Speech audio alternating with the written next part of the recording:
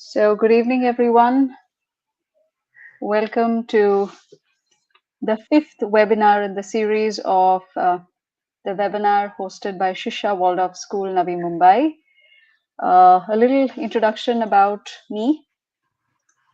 My name is Shweta Suryavanshi. I am a grade 5 class teacher at Shishyaa Waldorf School.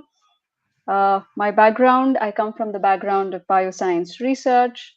I continue to be a career coach, which was the second line that I started post understanding how research shapes up lives of my own life and lives of people. I decided that career coaching brings me to valuable educational questions that I would like to understand and troubleshoot, which got me to the journey of Waldorf and anthroposophy. Uh, Talking about today's webinar, and it being the fifth webinar, I think through the series of webinars where we've had enriching conversations, this is our attempt to again look at parenting and education, how they can go hand in hand to raise wholesome, complete humans of tomorrow, who are not only living in harmony with each other, but also their immediate environment. And a harmony with the immediate environment, it ripples into and it encompasses our whole globe.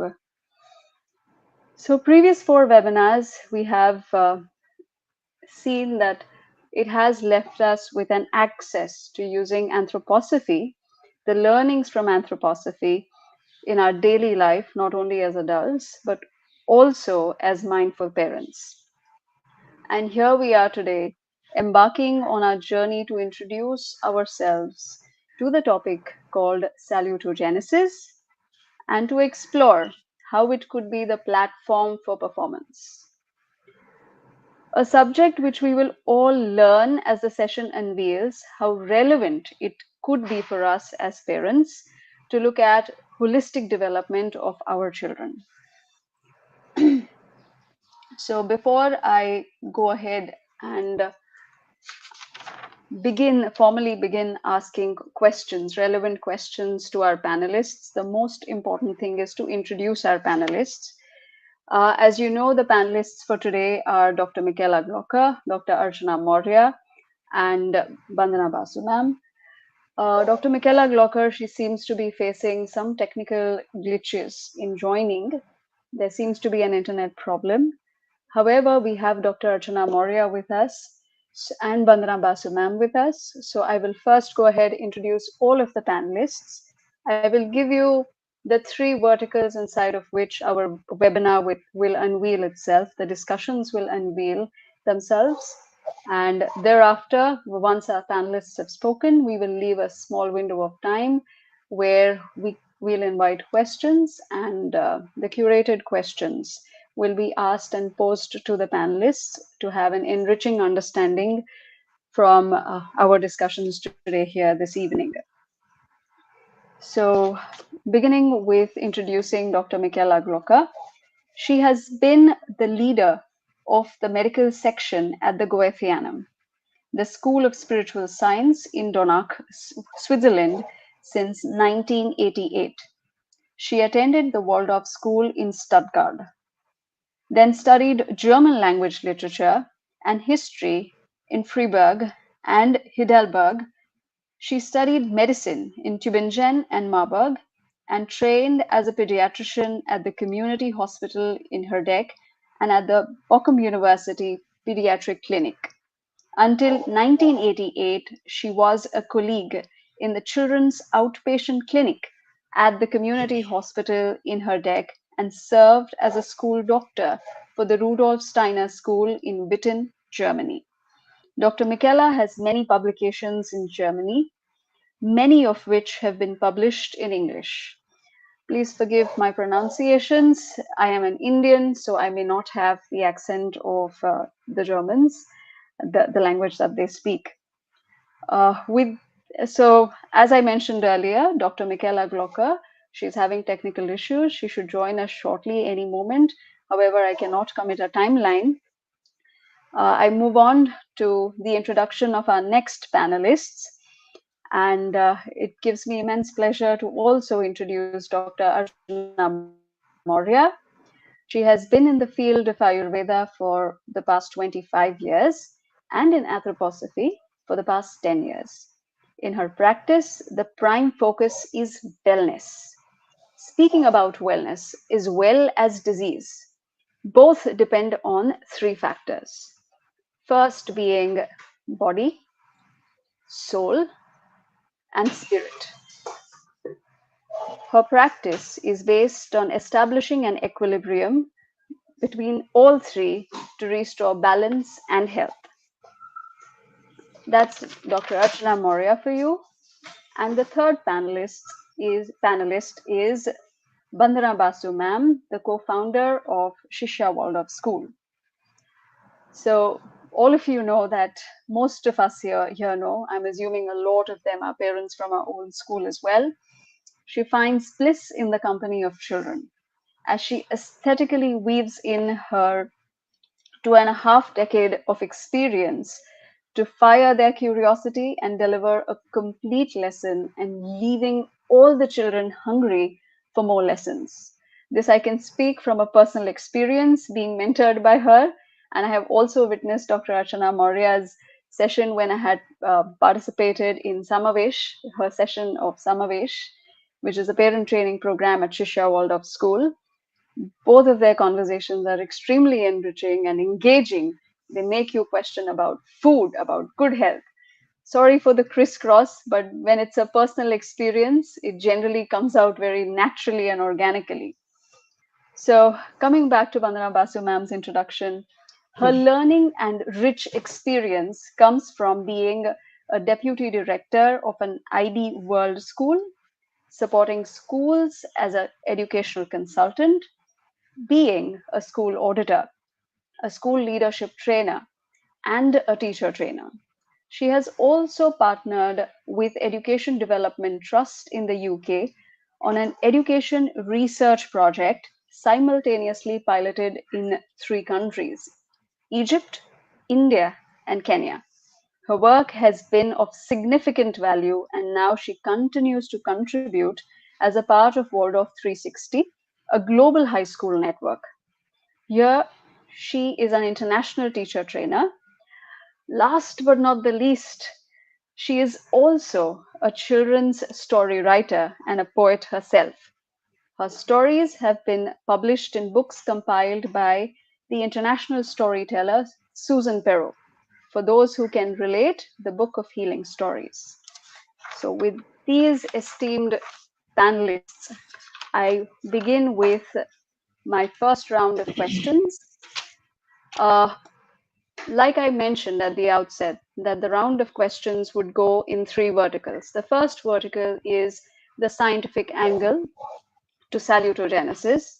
The second is the parenting angle to salutogenesis. And then is the educational angle to salutogenesis. So the first question was ideally meant to be approached from the lens of science. But for now, we will look at science because Dr. Archana Maurya is a doctor in Ayurveda and anthroposophy. We will begin, however, today she is addressing the parenting side of it.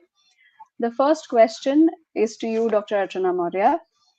I will request you to give a brief introduction about salutogenesis and then explain to us and all our listeners here today what role do parents play in bringing salutogenesis in their upbringing culture at home? Right. Good evening, everyone. Um, Thank you, Shweta. Thank you, Vandana. Uh, yes, so salutogenesis, as we can understand from the word itself, it says it is genesis of health. Salus means health, basically. So here you are looking at health from the perspective of complete wellness. Why did this term become famous now? If we see before a very long time, when it was time of Ayurveda or the other holistic sciences, we did not have to come up with such terms because it was understood that we are going to look at complete health. But in past few centuries, this has happened that we look at health more from the aspect of illness, or rather, more from the angle of not getting diseases. So that form was called as pathogenesis. The importance was of pathogenesis, that if there is a bacteria, you catch illnesses, and so on and so forth.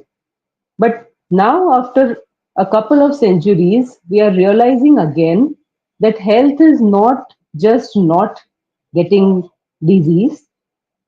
Health is really a, a vibrant state of energy where you feel physically strong, you are emotionally healthy, you have a feeling of well being in you, and you have motivation to do much more in life than just just not having disease, right? So now the angle is that what is this state of being which originates in health?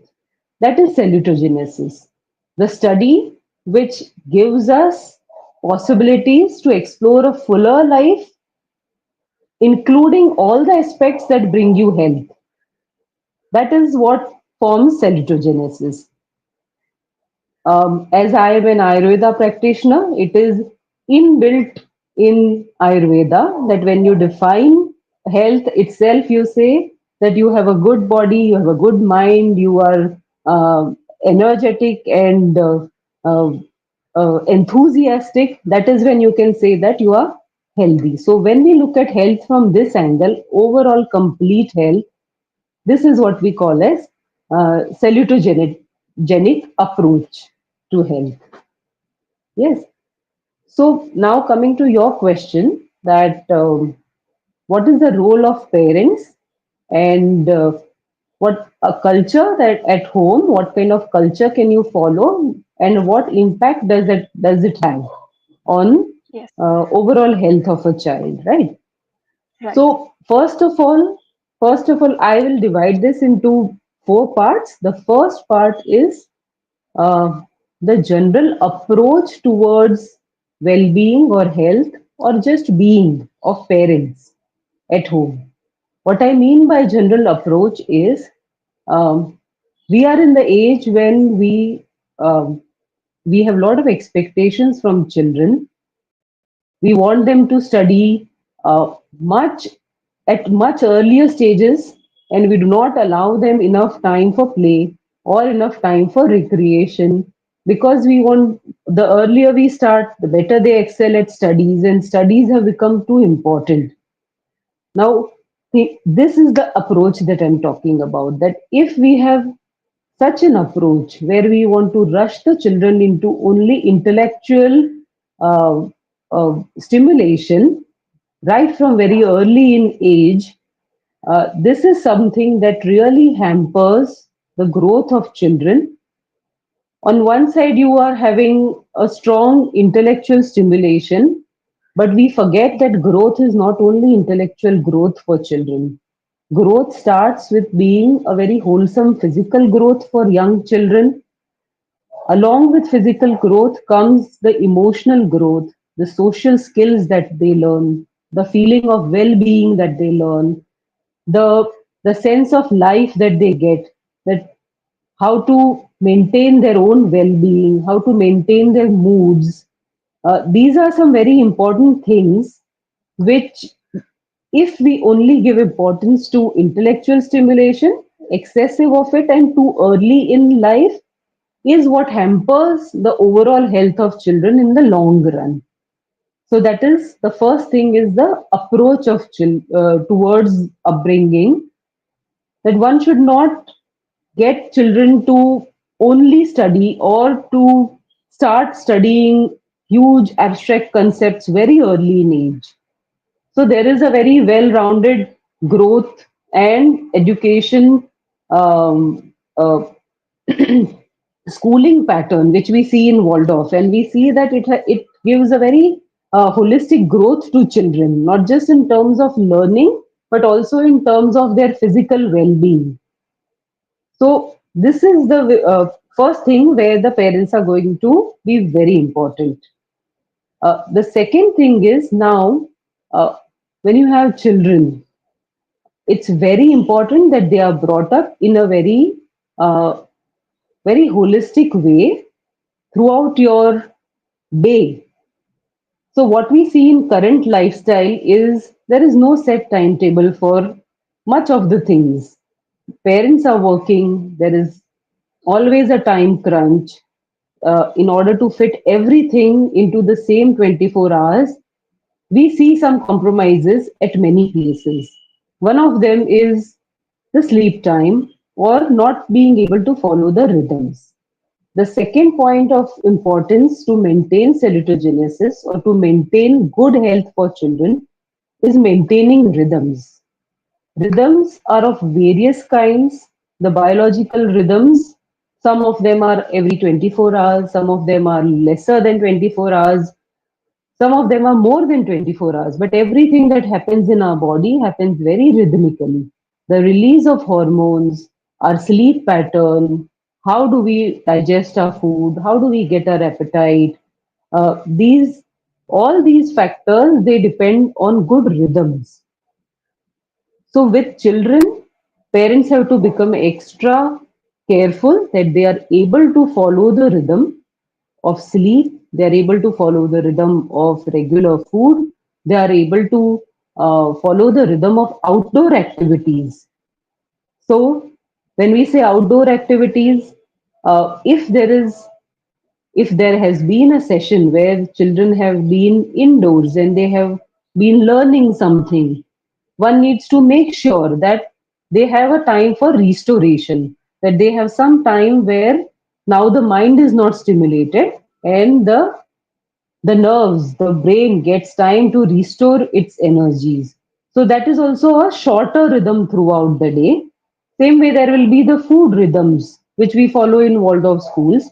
So rhythms are very important part again of the home culture because rhythms we start building them right from when the children are very young. And once they are established in a certain way, it becomes very difficult to sort them out later. So early on that you start with building the right rhythms, sleep quite early on time, wake up on time, have your outdoor activities. Go if they are going to the school, they can have some meal and go to the school. School in Waldorf schools, anyways, it is taken care of. The rhythms are taken care of, and this is how you follow throughout the day the regularity of rhythms that plays a very important role in health of children. Third thing that plays very important role is nutrition. Nutrition has become, everybody is now aware of importance of nutrition. I don't need to say why is it important. I can just bring out one factor why is it important is uh, that it is important not because you want to have all the required parameters running right. That is not our aim. When you see a child or a person and that person is able to optimally use their energies for whatever goals they have in life. If a sports person has a goal of being a sports person, then that person should have energy for that. If there is a thinker or a person who's at office, then that person should have the right kind of thinking capacities. So food makes a lot of difference on how do you plan to lead your life in a day on a day-to-day basis, and whether you use the food to your benefit so that it helps you more and more in your aspired activities, or it hampers you, it brings resistance in your day-to-day activities. This is one aspect that we don't speak about when we speak about nutrition in normal terms. So this is one very important part of upbringing again for young children, that the right kind of nutrition. See, in young children, the body is doing its own job. Fortunately, we don't have to mechanize it or we don't have to plan anything there. All the cycles are running fine. We have to give the child the right amount of time to grow in a healthy way. We have to give them the opportunity to grow in a healthy way. And how do we give that opportunity? Rhythms and the first point that I said about our general approach, they are most important. And the third important part is nutrition. So again, healthy health food. I think what is happening currently with parents is that we come to realization quite later that, oh, now I need to start making changes to health, food, etc. When the children are already in the habit of consuming a certain kind of food. So, in order to maintain a good growth, again, start early on, right from the beginning. Health food, as we say, which is our normal, nutritious, well balanced food that we have in our homes, that should be started right from the beginning. Uh, the There is no need to say that how much the junk food affects children or their health, how much the preservatives, the colors, the empty calories, they affect the children. Uh, I don't think that even needs to be told because everyone is aware about that. But what I want to bring awareness more towards is that start early.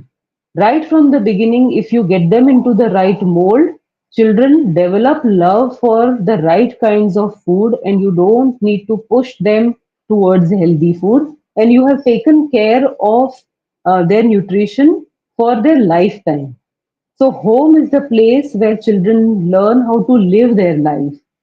School or higher education, they are going to learn many things about how to earn money, probably, how to other things about life. But how to live is what you learn at your home. So, start early so that they have the right food practices in place. And the fourth point that I think is very important for parents is the home culture or the home environment that children live in. Because when we speak of salutogenesis, we are including all the factors that affect the growth.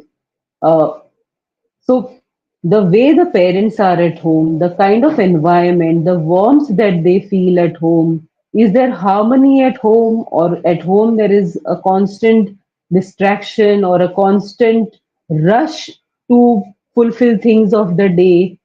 We can be facing difficulties at home at various levels. As adults, we know that we can be facing difficulties at various levels. But when it comes to children, if we are able to smoothen the environment for them, uh, this is what brings lot of good health to children, young children especially, because young children, they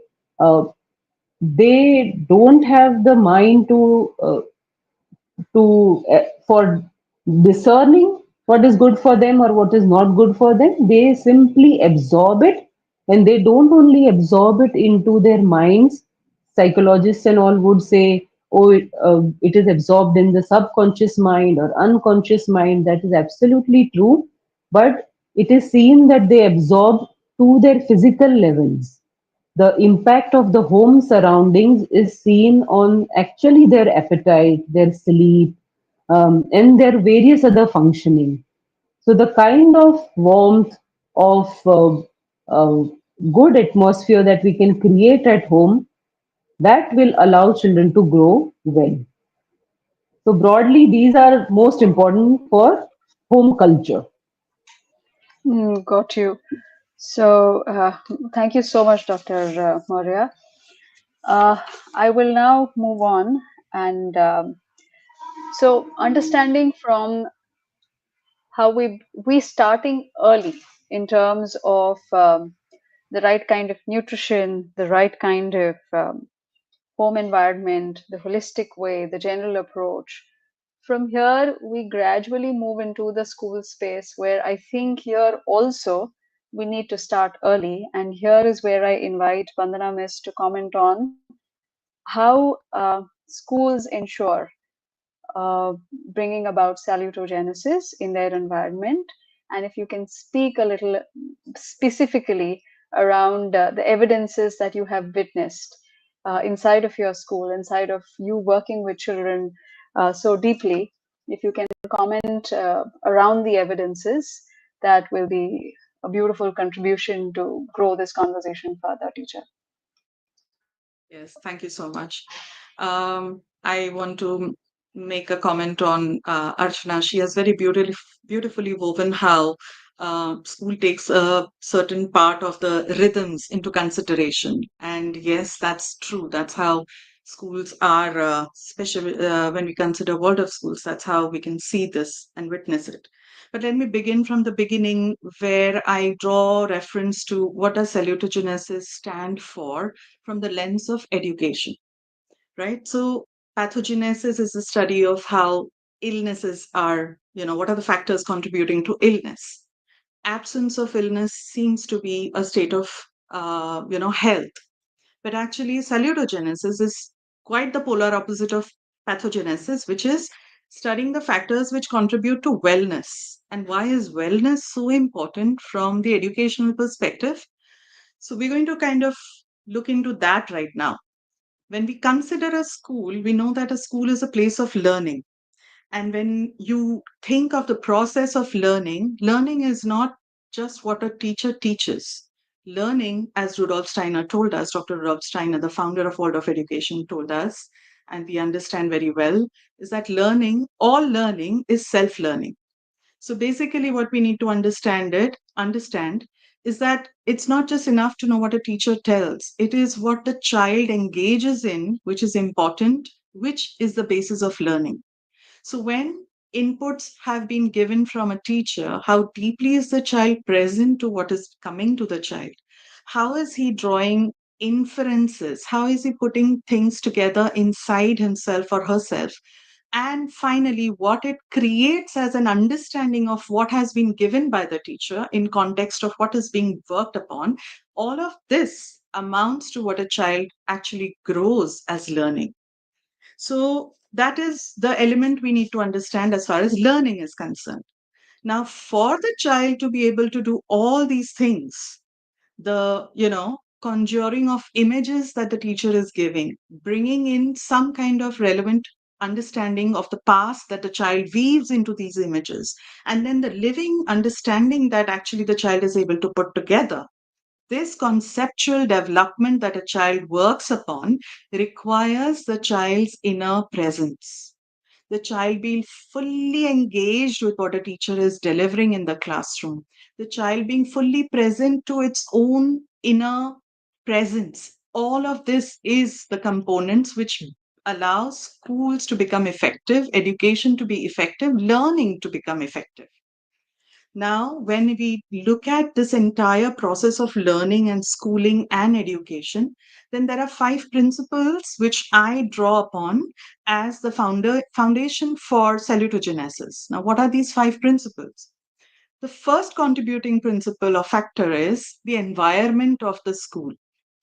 How does a school build culture, ethos, a sense of the values and morals which drive a child, and how does a school develop a sense of righteousness inside a child? The sense of righteousness is something we call having a spine as an adult.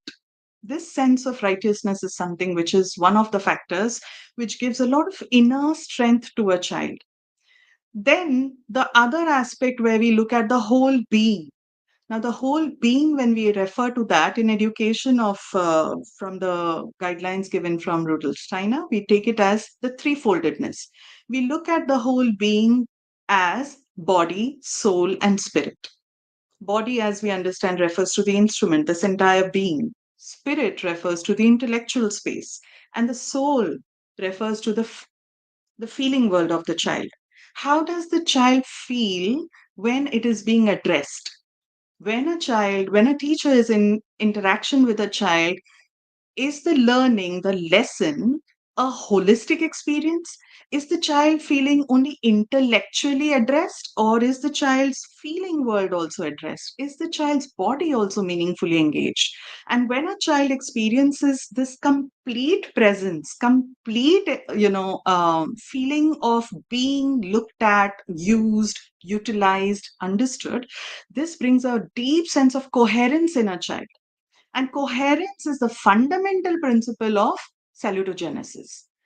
Apart from this, when we consider the third principle that we work with, which is experiences, We know that a Waldorf curriculum is nothing but a body of relevant, meaningful, invigorating experiences, which is conceptually built. So, when a teacher is teaching math, inside of math, if there is a concept that she wants a child to learn, then what are the bodies of experiences that the teacher is building? So is the case with sciences, so is the case with geography, history, any subject that she teaches.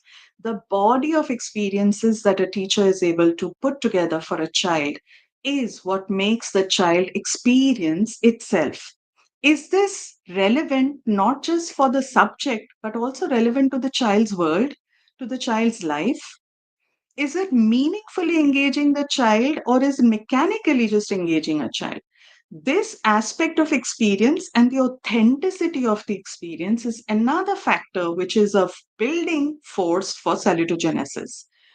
Then the next element is the natural abilities of the child. When a child is engaged in schooling, in the process of education and learning, is there room for the child to figure out its own natural abilities? Is the child realizing who this child is, who I am, what are my strengths, what are my shortcomings, what do I need to work further upon? Is there a sense of relevance to the I of the child, the individuality of the child? And we are not talking about it from an intellectual space, but a sense of who I am, which is a quiz for even an adult. And this is something that we work upon very consciously in the schools. And finally, when this aspect is well addressed, we are giving the children an opportunity to experience accomplishment. And this accomplishment is the sense of I can. And this I can is this force. It is this kind of state which is within a child, which is brimming with enthusiasm for life. Once this child begins to experience I can at various levels in multiple ways, to which I will come shortly, you have to understand that the child begins to live this life on this earth in a very invigorated spirit.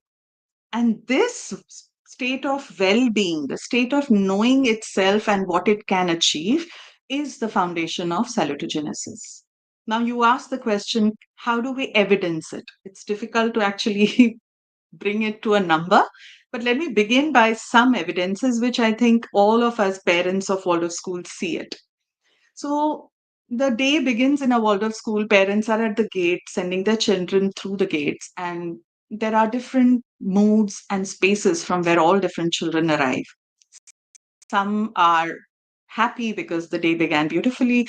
Another child might not be as happy because, dad's on a business tour and he was not there to hug me today. Another child who carries the routine biscuit in hand, wanting to feed the little puppy at the gate of their building, does not see the puppy and is upset because the puppy did not come. Oh, where is it? There is anxiety. So different children arrive to the school in different moods. Now, they are carrying their worlds with them. And the teacher, with the wisdom that Dr. Rudolf Steiner has given us, understands this. And she understands that I do not have scope of making a lesson fulfillingly understood by a child if I do not have the child with me. And for that to happen, the teacher starts the day with a circle time. Here, she engages the body of the child, the feelings of the child, and the intellect of the child. So there are songs and movements and rhythmic movements and speech exercises and, puzzles and riddles and sometimes naughty games, little games. And there she is able to suddenly bring the entire soul of the child into the classroom. So no matter what different spaces they came from, again, the class becomes a cohesive space, a space from where all the children are bonded and they're devotedly looking at the teacher because, hey, this person here really gets me. And every child is so deeply moved by the presence of the teacher and they give themselves into the teacher's guidance. And now the teacher has an opportunity to start bringing forth the lesson. So the science of salutogenesis was actually understood by the teacher when she exercises this entire process of circle time, the beginning of the day, the onset of the day. She just aligns the inner world of the children. She has actually addressed all those factors which I just pointed out. So that is how maybe the day began. The next part we look at is, let's say, the artistic elements that we weave into our curriculum. Dr. Rudolf Steiner was very mindful in advising us about how to put this curriculum together. He actually did it for us. And when the artistic elements come in, not all of us are gifted in all arts in equal measures. What is easy for me is challenging to another. What is challenging to another becomes complex for another.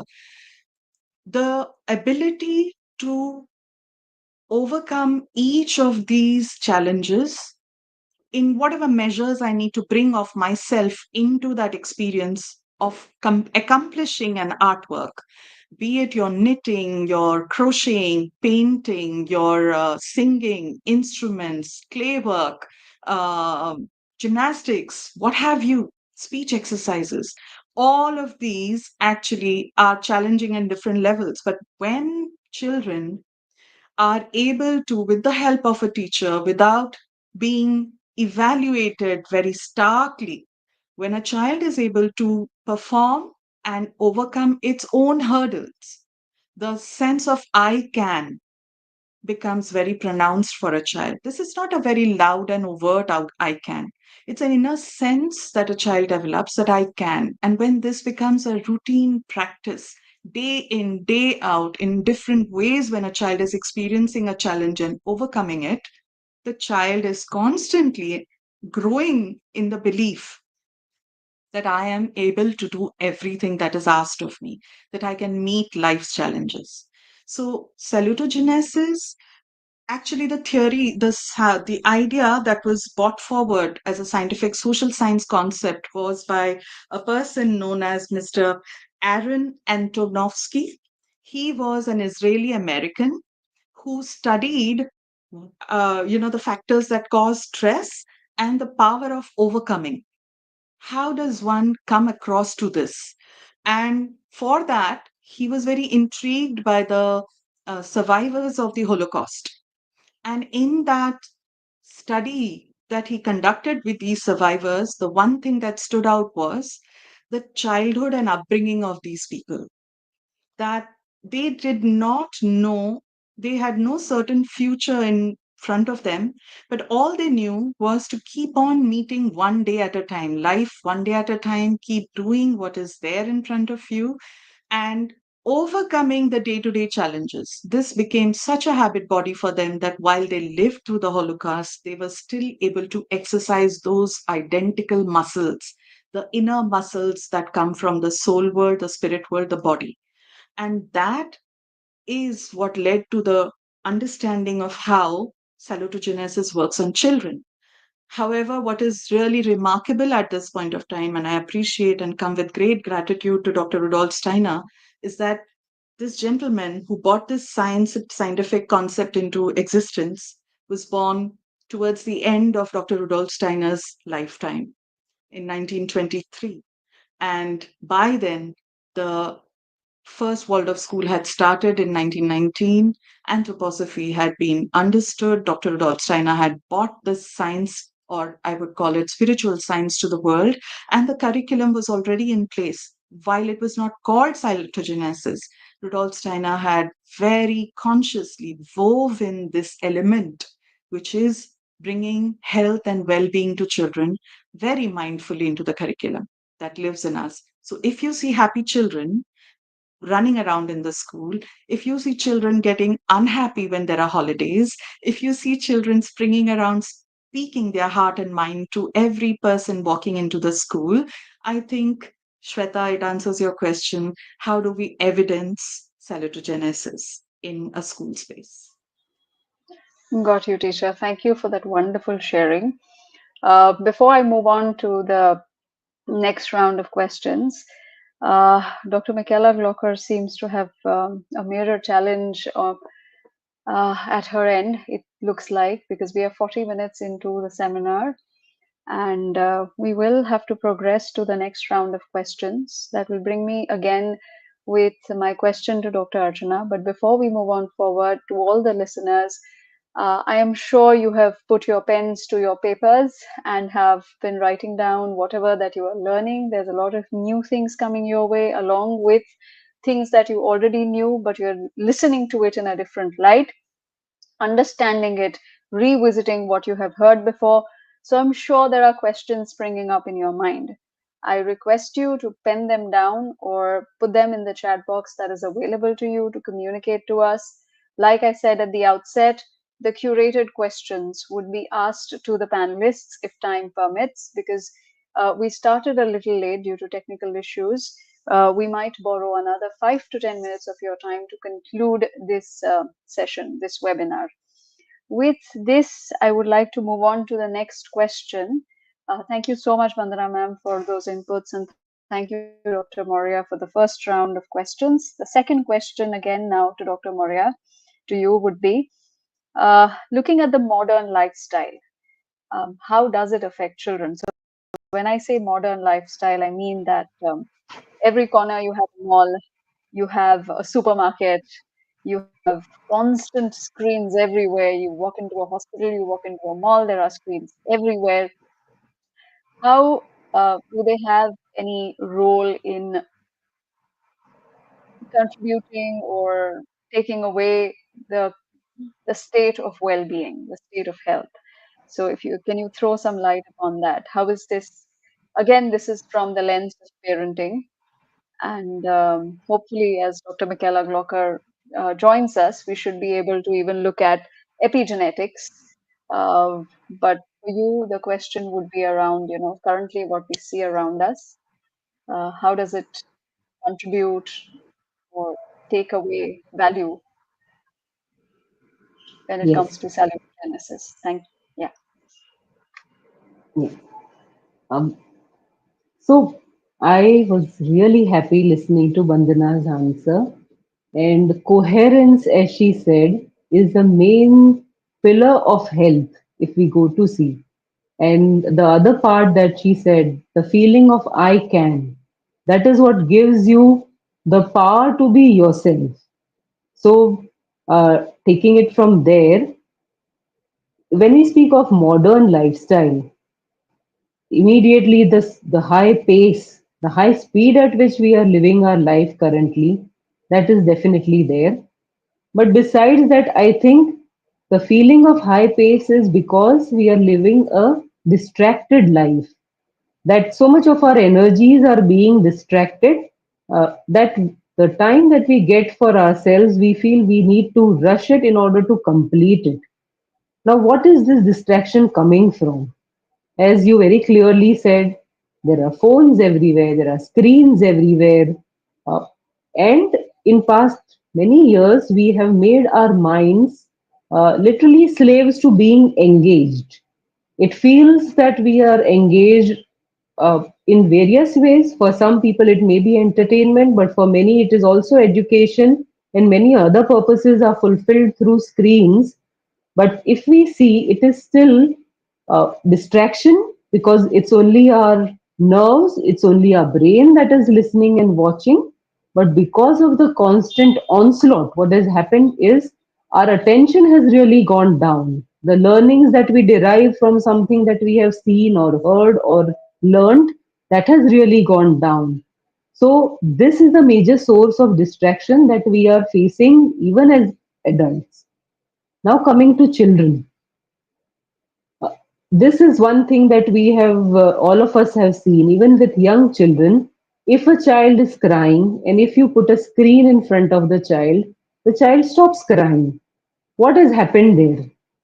The pain that the child was feeling, whatever the difficulty was, which was leading to crying, now that has suddenly stopped. Why is that stopping? Because the attention has been taken away from self, from what are you facing right now, how are you feeling right now, and now it has gone passively into some other source, right?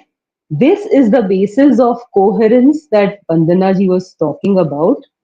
That suppose you are going through a train journey and you don't get the opportunity to see the scenic views outside. For whatever reason, you are distracted continuously. What you are able to see is only a few stops here and there. And when you finish your journey, do you feel the feeling that you had the experience of the journey? you don't get that feeling. Same with the children, when they are being exposed so much to screens, so much to uh, various things that they see throughout the day, they are distracted from being themselves, what they would feel themselves to be, how they would feel inspired in different ways, how they would feel difficulty of situations, and they would learn to cope with those difficulties in their own ways. There is a lot of learning that happens when you are living with yourself in coherence. And when children don't get this opportunity, is when they grow up, but they don't have that sense of self, and they don't have that accomplished feeling of I can. And this later brings out lot of challenges in terms of health, also because so much of your nervous energy has been spent. Your brain or your nerves or your energies, they are not only to be utilized or wasted away, right? Your body also needs those energies to work on itself on a continuous basis. So when children are constantly under the influence of screens, being distracted, they don't also get this wholesome impulse to health, to a good growth. The various areas are affected in health, right from their appetite to their sleep to their attention, uh, to how they carry themselves, many behavioral changes you see when children are constantly distracted from being themselves. There is a lot of intolerance, impatience, because whatever difficulty arises, you don't know how to deal with it, because when it was time for you to learn, you were always distracted, you were always made to be quiet in some other way, and now that the difficulty is there, you don't know how to address it. And this is only for young children. The same young child has to become a young adult and then a proper adult. Now imagine the kind of cases, the rise that we are seeing in depression or other behavioral problems in current age. This is clearly because we did not learn how to cope with the problems in the first place. The coherence was absent, right? So this is, I feel, a major impact of screens that we are feeling. Of course, we see the effect on health, um, physically as well. Uh, So it is known now that children who are exposed to a lot of screen time, they have a concept called as acceleration. That means they grow up, they mature precautiously. Now, does that mean that that kind of maturity is good? That that you feel that, oh, my 6 year old or 7 year old is already able to understand or behave in a way a 10-year-old child does? No, it comes with a cost. This is only a facade of knowing things, but it's not real knowing.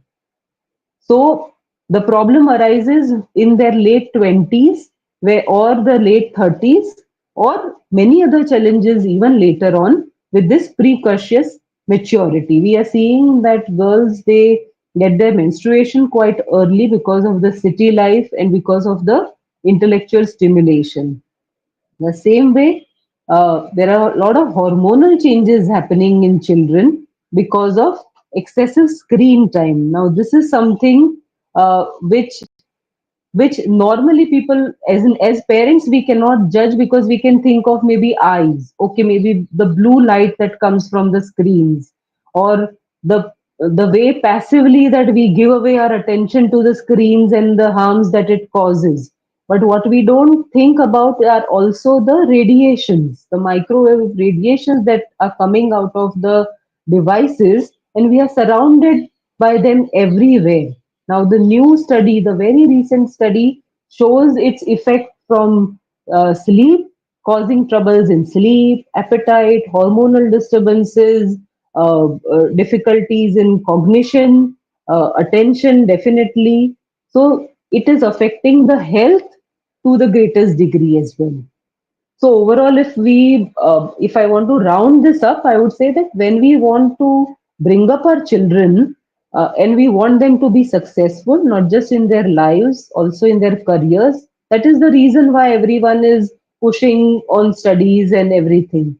But we are really working against our children when we allow the phones or presence of screens everywhere, because it hampers physically, it hampers emotionally, because the emotions that you have experienced and the learning that you draw out of your own learnings is a different learning. But when you have only drawn your learnings from what you see on shows or what you see on social media, there is a sense of uh, no touch with the reality. Basically, you are not sure of what are you feeling for sure, and that also gives a very unstable feeling. And when you are emotionally unstable, that is definitely not a healthy growth, right? Same way for your higher growth, for your mental growth, and later on in age for your spiritual growth. Your spiritual growth is going to be based on the previous growth being accomplished well. But for your so coming to spiritual growth little later, we spoke about physical, emotional, and now mental growth. Even that is being hampered because of the distraction, the constant distraction, and what to use the learning for, right? Your soul tells you what, how do you use your learnings, how do you put it in the plan of the entire life, that each individual, each child turns out as an embodiment of himself or herself, that they don't become clones and copies. But with constant phones, the cloning is more evident than their own self coming out. So children who have their own self and the growth of their self, again, that is where we see a very deep rooted coherence in them, which brings good health to them. And when all of these things are accomplished well, all these growths are accomplished well, then only you can imagine to have a healthy adulthood. So I think this is where the modern lifestyle, the presence of screens everywhere, is affecting us. Thank you so much, Dr. Archana. So it's because I'm also attending not just as a host, I'm also attending as a parent. Uh, all right, before I move on, I would like to extend my warm welcome to Dr. Michaela Glocker. Good evening. I do not know the time that's there. I'm sorry. Is it an evening or afternoon, doctor, over there? It is just 1 o'clock p.m. All right. So, a very good afternoon to you, So a doctor. Thank beautiful you. noon, even sunshine. All right. It's great to have you. We had progressed with our session because we realized you are facing some technical issues in joining. Ah, yeah. Uh, Yes. So I have already introduced you to our audiences. A quick review of what all we have covered until now is we have covered the first round of questions. Although we have not covered the scientific angle to it because that was your domain. You were going to enrich us from the scientific point of view. But for you to have a sense of where we are in the session, we have addressed a little bit about salutogenesis. And as Dr. Arjuna and the educational side was covered by Vandana Basu ma'am, the questions predominantly being what role do parents play in bringing salutogenesis in their upbringing culture at home, followed by Bandana ma'am commenting around how do schools ensure they bring about salutogenesis, how do we evidence it in schools. This was the first round that was carefully answered by both of our other panelists. We were now progressing into the second round where Dr. Archana Moria spoke about how our modern lifestyle is affecting children today and what is the current lifestyle at home. And I was just about to summarize what I had digested inside of what she spoke. So, with the permission of the other two panelists, I would love Dr. Michaela Glocker to comment in the with the questions that we have for her from the round one and two. May I have your permission to move on ahead? And Yes, of course. yes, so doctor, I'd like you to answer this particular question that I have for you, that we would love to listen from you, the scientific side of the profound idea of salutogenesis, so that it can be perceived through the lens of primarily childhood and child development. So, can you please help us understanding from these lenses? Yeah, thank you very much for asking this really important question, because you cannot imagine, I studied medicine last century in the 70s, and, I wanted, of course, to learn something about health, but we only learned about illness. I had no one lesson in my whole academic training about health. It's almost unbelievable, but you can still ask doctors even today in your environment, do you know about salutogenesis? What did you learn about health? And then they will reflect and will honestly say, yeah, I learned a lot about pathology, even on the level of finest molecules, and how to manipulate and overcome certain inborn errors of metabolism and so on. But about health, this is such a complex system. You find not a molecule of health. Health is a result, of what? Health is a result of a permanent, very powerful interaction, even in every cell of our body, in all the organs, and in the whole organism, between all those factors which undermine our immunity, our health state, and all the body-own repair mechanisms and healing, self-healing resources we have. So health is, from this point of view, something like a battlefield between what makes us permanently endangered. There are mainly 5 sources, of course, external sources from nutrition, for poison in the water, all sorts of industrial influences in our nutrition, which we all have to compensate. And of course, the air pollution. You all know that, particularly in Mumbai, about what I'm talking. Yeah, there are many environmental influences undermining our health, and we need permanently to balance this out. And then the lifestyle plays a huge role, because life is based on our 24-hour clock, on all the biorhythms we have. Not only heartbeat and breath are very important rhythms carrying our life. Every cell has its own little pulsation, and that's all coordinated. So all living processes are based on rhythms.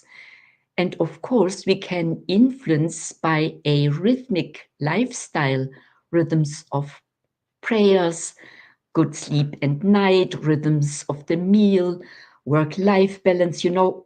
Many people know about, but they don't realize that it's all rooted in our physiology. So lifestyle questions are also questions of healing if we take care on certain rhythms of the day, and of course also in teaching. How is the whole week, the month, the annual school year structured? It plays a huge role in Waldorf education, for example. But then we have also all this wisdom from psychoneuroimmunological research, and that is the mind-body research. So we learned from that how negative feelings are undermining the immune competency, how positive feelings are stimulating our immune competency. So there are huge influences on behalf of the soul. And what is the fundament for our feeling and relationship capacity? It is the influence between people, how we feel about a relationship. What is a good relationship? What is a bad relationship? You know, we describe feelings, and to a certain extent, I can only say also from my medical experience and also in school, those children who are not loved by their teachers, who are feeling I'm neglected, I'm not so good as others, who are permanently going around with a feeling of being a bit excluded or at least neglected or overseen.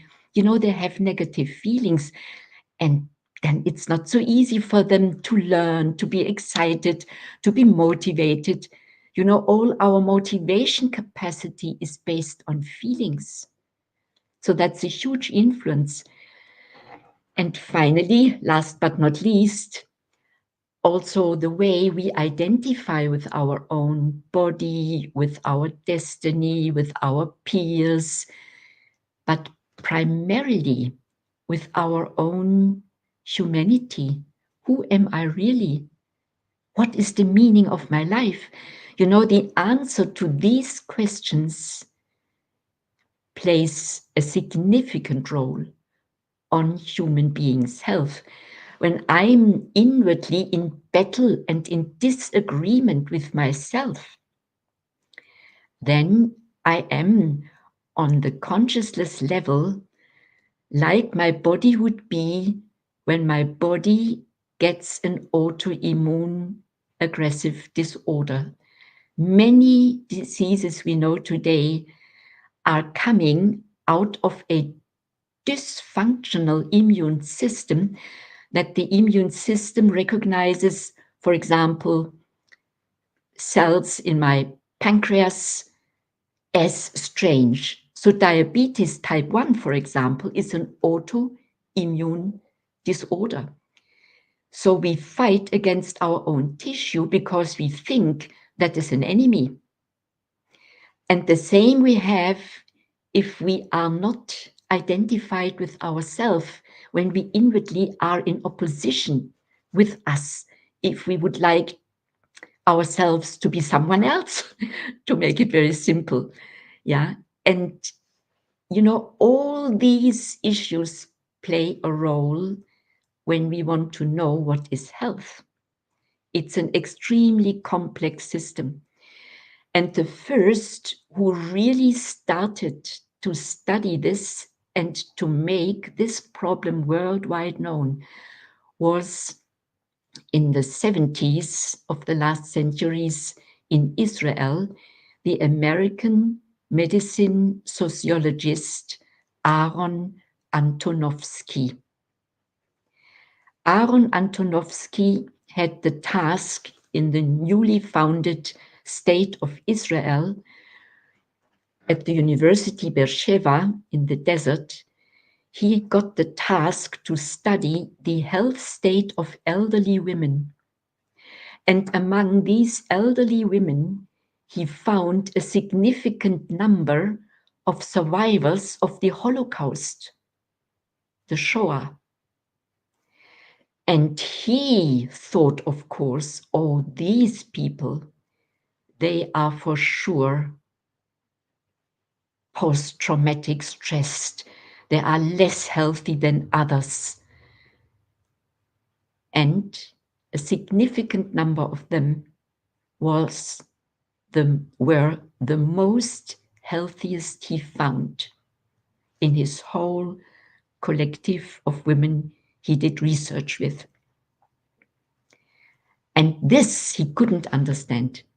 How can one survive healthily, or at least after all the horror, re-establish one's health in such a way that one is even more healthy than people who had not at all underwent such horrible life circumstances. And so he developed a lot of questionnaires throughout childhood, youth, lifestyle, and all what I mentioned was part of his questionnaire. More than 200 items to find out what made these people so resilient, so motivated, so life-trusting, so healthy. And at the end, he found it is their feeling state, their sense of coherence, how they feel the coherence between their own lives and the world around. And particularly, he found 3 main senses of coherence. First, the sense of coherence, he gave them the name understandability. He found out, we all like if we understand something. Yeah, but if you understand a lot, but if you do not enjoy, if you have not a feeling, how beautiful it is that you know that if you don't participate with your feelings in what you know, what you learn, what you see, then it has no positive influence on your health. And when I read this in Aaron Antonovsky's book about salutogenesis, who made then this concept worldwide known, it was translated in almost all languages. And salutogenesis, the word means, salus means health, genesis, genetics, we know that word, that means origin, coming from. Salutogenesis means translated the origin of health. So when I read in his book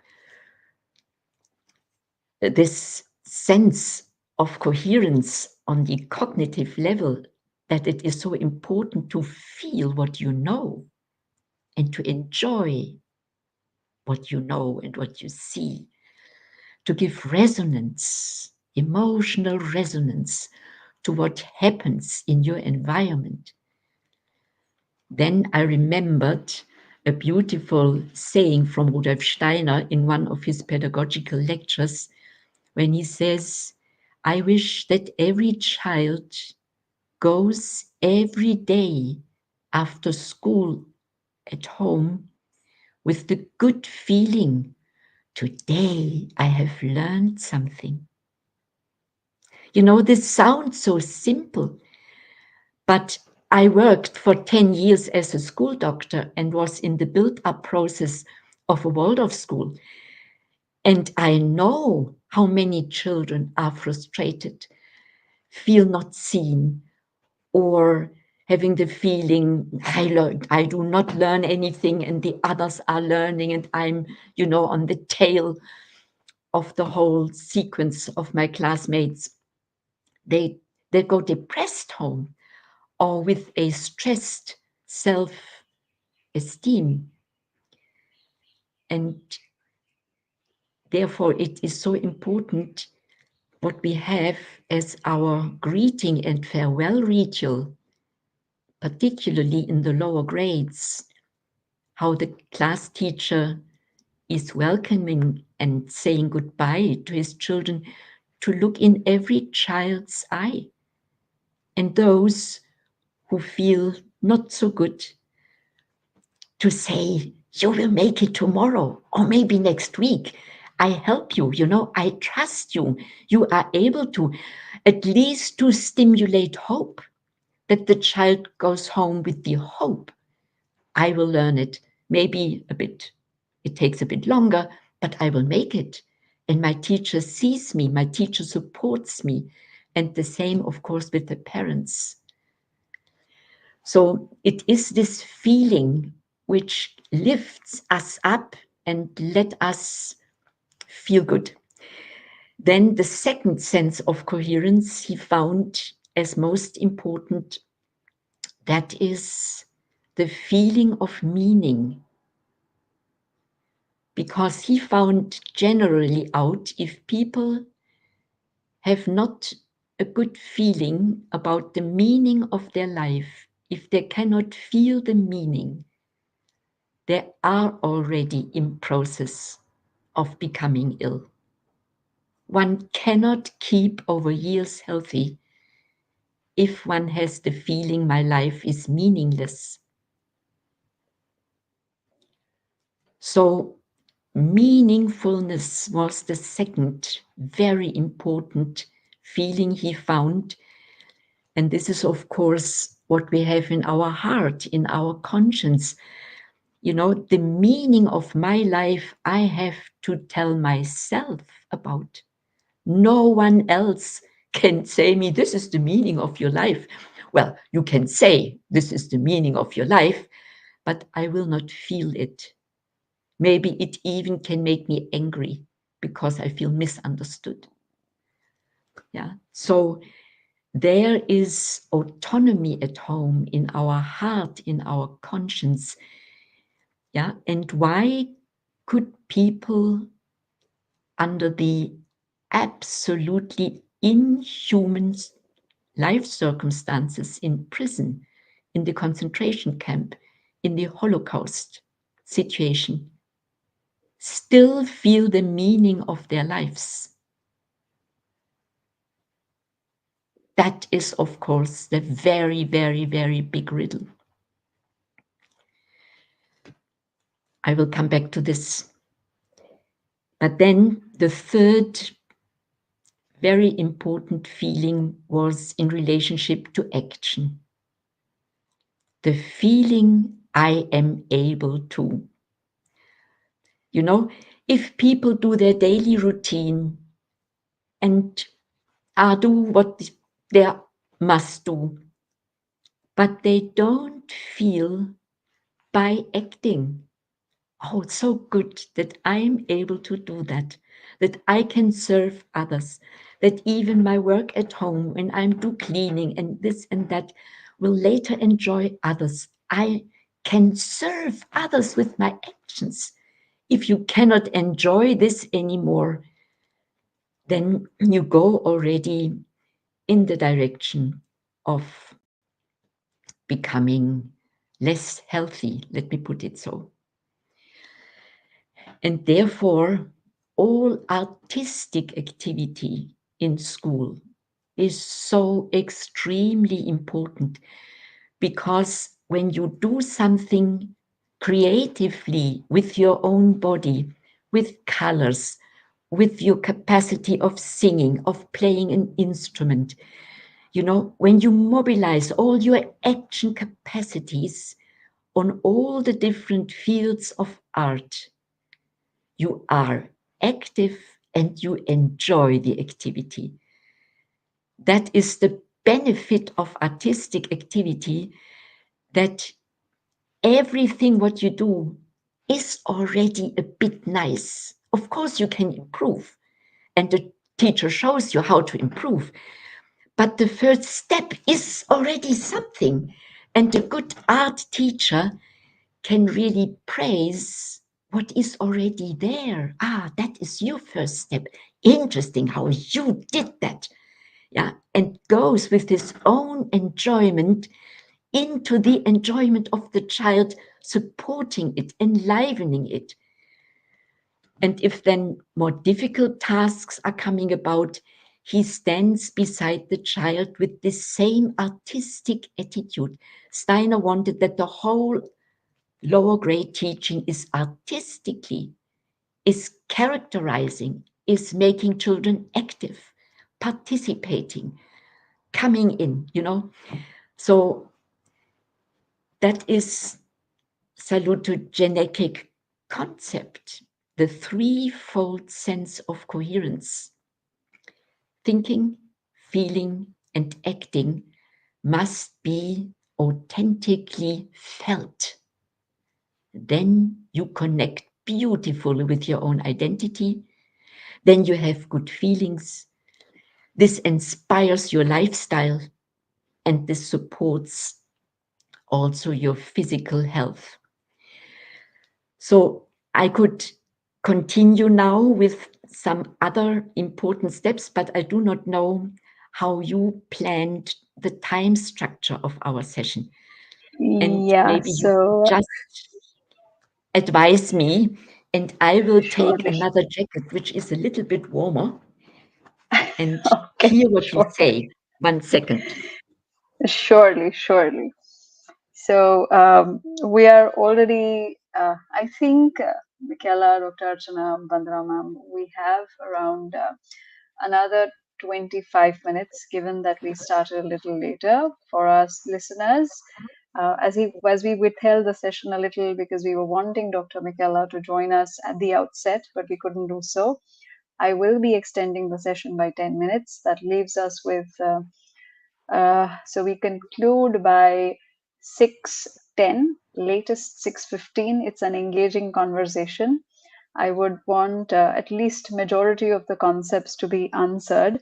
And there's a very valid question that's been put across, and I see its validity to be asked here before I move on with the other questions. With your permission, the other of the other panelists, may I just ask this question? So there's a question from one of the participants that I'll read out directly so that is a stressful child more prone to autoimmune disease? Sorry, I couldn't get it acoustically. Can you repeat, please? Is a stressed child? More prone to autoimmune disease. Well, stress as such is stimulating the whole cortisol level. This is our stress hormone. And a little stress, we name it in medicine the so-called stress, has a positive effect because it just is also the activity and engagement and reaction hormone. So we need a certain cortisol level to be really present. Yeah. But if it's too much, and if this level by permanent stress becomes chronic, then it is very destabilizing of the immune system and causes a lot of later disorders in life. So there is a lot of research. You can find it easily in the internet because the stress research and the mindful stress reduction research is quite popular because so many people of our time are suffering from stress. And we put many, many small children under stress. For example, if a mother soon after birth wants to go to work again, then she needs a daycare. And that is so important to make a peaceful transition from the situation at home to the daycare unit or the daycare giver, that no stress of being abandoned, of being all of a sudden completely insecure in a different environment, different voices, different people. This is the utmost greatest stress for a baby and brings the whole metabolism in disorder. And to know that, and in our world of daycare units, we do this so careful. Just to give you an example, of course, some babies make it earlier, others need longer. But first, the day caregiver need to be invited at home. Getting to know the baby in the home setting, watching the mother, how she is doing it, how she gives everything and is handling everything. This is the first step. The second step is that the mother goes with the baby in the daycare situation and is there making everything, and the daycare giver is watching. And the third step is that the daycare giver is doing everything and the mother is watching. And if all this is fine and the baby is still smiling, then the mother can go. And the transition is nicely made. So I hope it's understandable. Yeah, so this lays a very good foundation for me to pitch my next question to you, Doctor. Because we are in the second round of that we had of questions lined up for all of you. How do you see the role of epigenetics in this entire Yeah, situation in the framework? epigenetic is a beautiful field of research. We have it Mm-hmm. now in our mind since about 40 years, because the whole theory of hereditary mechanisms has changed. When I studied medicine, I learned the human character is formed out of two components: 50% genetic determination and 50% environmental determination. And then in the 90s, one more and more started to question this concept. And a breakthrough was then a book by two British authors, Robert Plomin and Judy Dunn, Why Siblings Are So Different. Because they did research, siblings have the same milieu and share the same genetic pool. And if this theory would be correct, they should be much more equal. And everyone who has a lot of children knows that exactly this is not true. Outwardly, they look quite family-like, but by character, there are worlds in between. And research like this brought more and more attention on two factors who brought then the whole epigenetic research really about.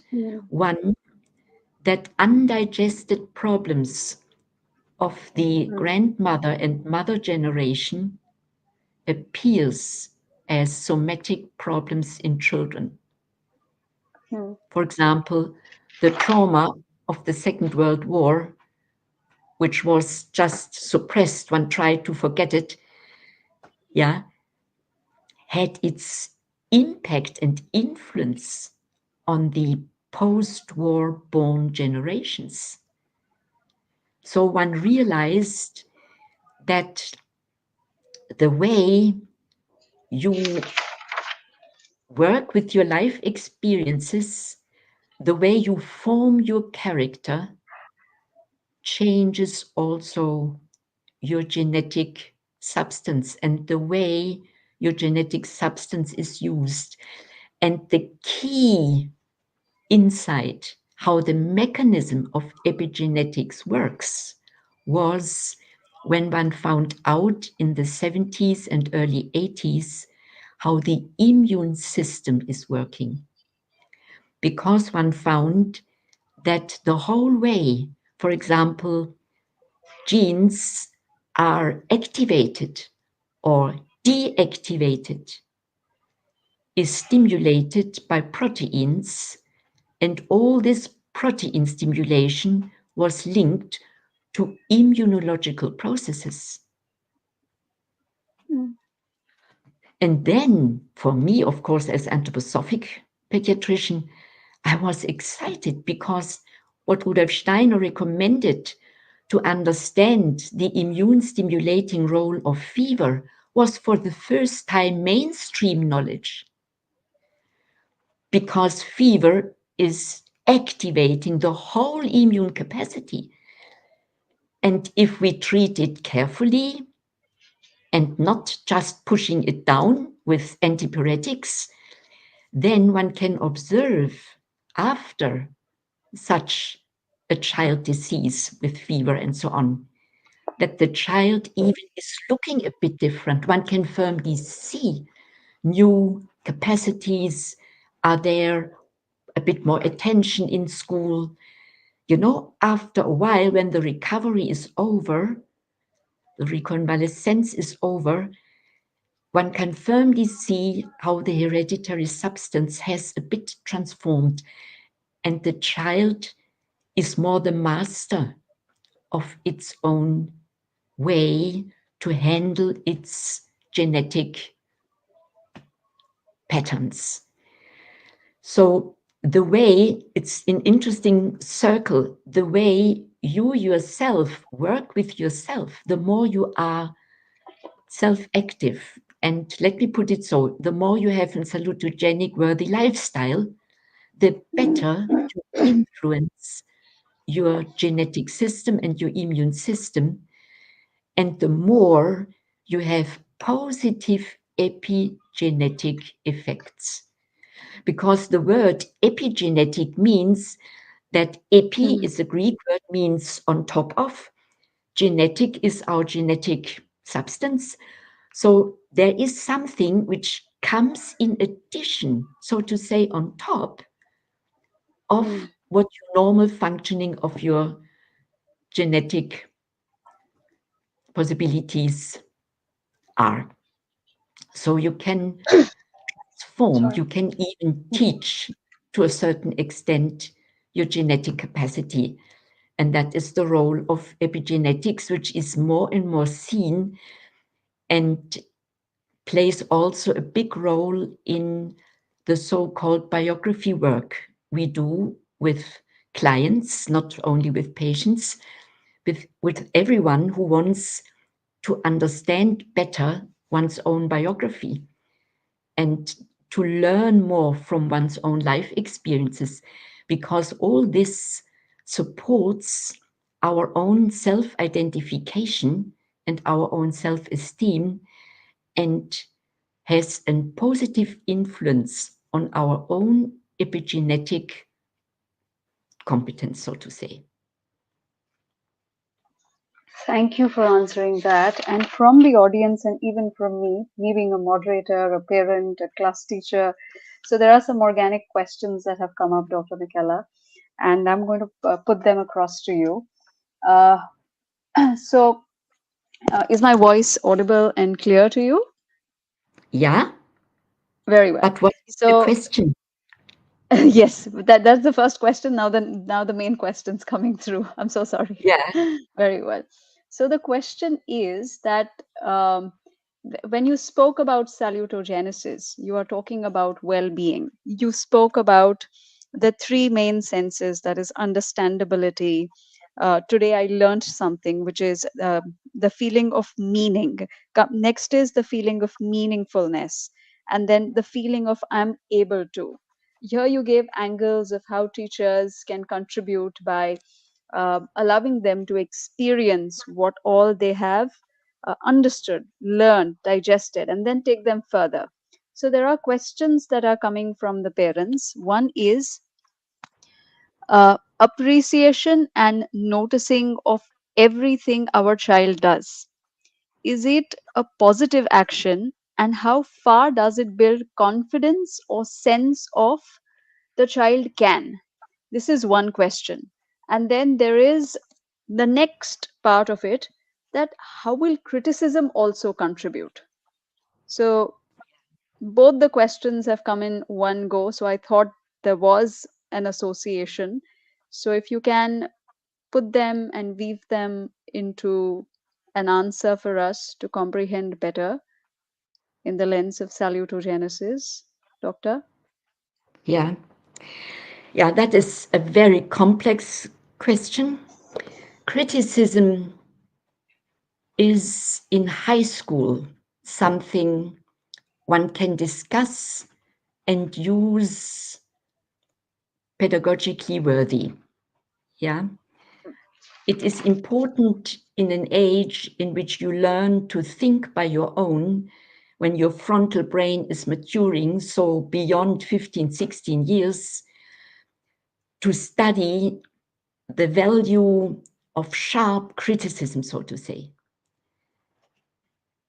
It is just part of our intellectual performance that we know about criticism, that we learn to tolerate criticism, that we are not that we don't take criticism personally.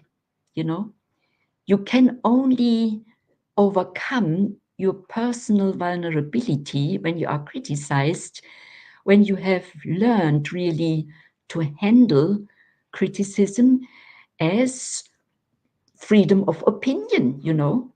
And this is in later youth and adulthood that we learn this. And before, criticism is destructive, is not helpful at all. And therefore, all Waldorf education works with age-appropriate attitude. So we try and work hard to accompany a child age-appropriate.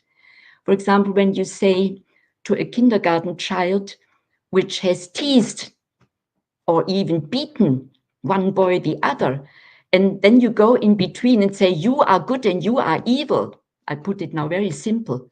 This is not an age-appropriate attitude. The only time in which humans are allowed to behave badly, because they are still in process to learn by their own what is good and what is less good and what is evil. This is childhood.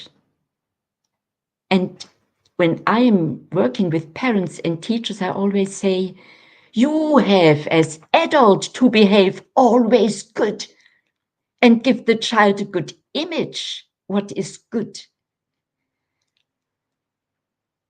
But children experience very often the opposite.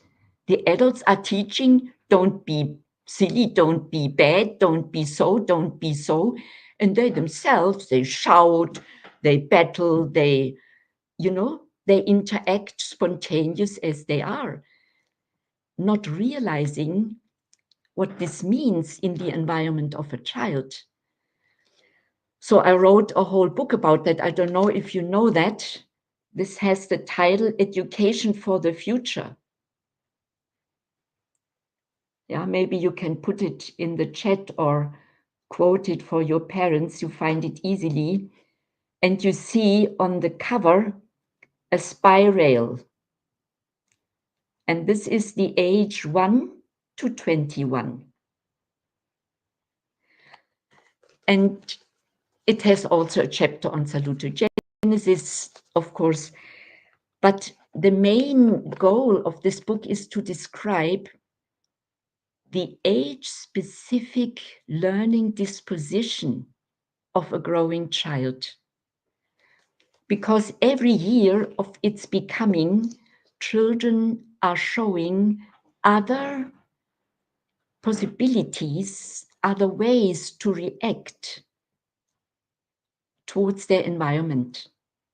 And Rudolf Steiner says in one of his pedagogical lectures, every good education is self-education.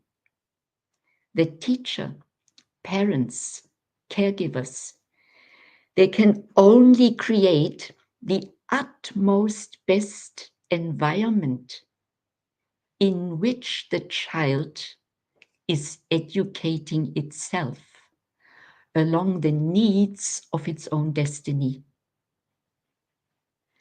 That is amazing. You know, we support, by the way we handle a child, we set borders for a child, we say no to a child according to his, her age.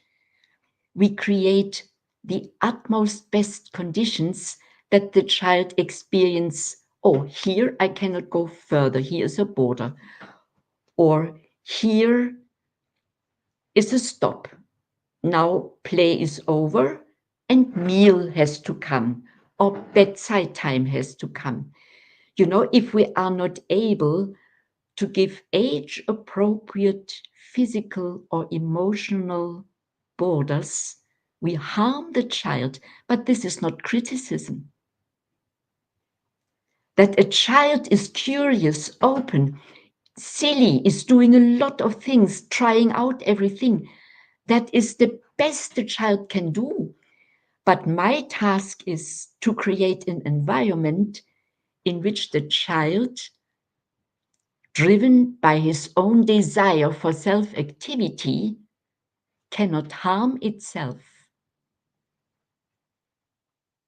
You know, today modern psychology has the concept of Selbstwirksamkeit, and that is another word for self-activity. Because one has understood, if we force the child to do something, and this comes not out of the child's own wish and will, out of his own desire to become self-active, we harm the child. We manipulate the child. We undermine its healthy self-esteem because it feels overwhelmed, it feels used, it feels suppressed, it feels on duty, you know, it feels not, that is me who is active. Therefore, every education must be an offering for self-activity in such a way that the child even learn and is able to enjoy a duty because the teacher has offered this in an age-appropriate way. And that is described in this book year by year. And I really hope that this can also help all people who have questions in this regard. So, thank you so much, Doctor. So, what I got, and I hope the parents are also able to find an answer in this, is that if I have created, as a mindful parent, as a mindful teacher, if we have created the right kind of boundaries, uh, promote a learning environment where there is self-education being facilitated, then questions such as, do I have to appreciate every little thing, or is there a need for criticism? Those questions perhaps may dissolve. Can I comprehend this inside of what you explained? Can I comprehend it Yeah, like this, Doctor? yeah, Yeah. absolutely. You know, this brings us back to what I mentioned already, that all the teaching up to grade 8 Mm-hmm. should be primarily under the main attitude of becoming artistically creative. That teaching should be artistically. And the question really is, what does this mean? What does this mean? You know, normal teaching is in many public schools still, unfortunately, indoctrination. This you have to learn. If you don't make this test, then you cannot move on. And of course, I help you, I control you, but children are permanently under duty. And then they are either a bit under stress and fear, or when they respond good, they are praised. Pressure and praising is not helpful and completely unartistic. What is artistic teaching? That whatever an individual child is doing, first you look at, without any judgment, you look at, you try to understand, even if it's something destructive or silly the child did, you try to understand out of what intention did this come? Why the environmental circumstances did allow that? So you can learn to optimize your setting. So first you try to understand why it could come about. Was this external influences or just a breakout of your child?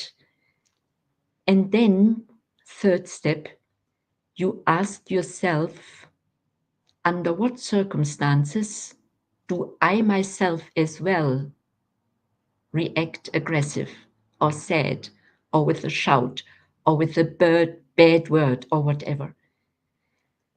Develop empathy and try to find out under what conditions a child behaves badly. You know, I learned some children behave always badly when they are hungry, when they had bad experiences I maybe did not know about, when they are tired. You know, there are lots of very normal reasons that you are not in a good, healthy mindset. And to find this out, what are the reasons, and to develop the empathy under bad circumstances, I myself also become aggressive and behaving not nicely. And then you have a total other bonding and empathy with the child.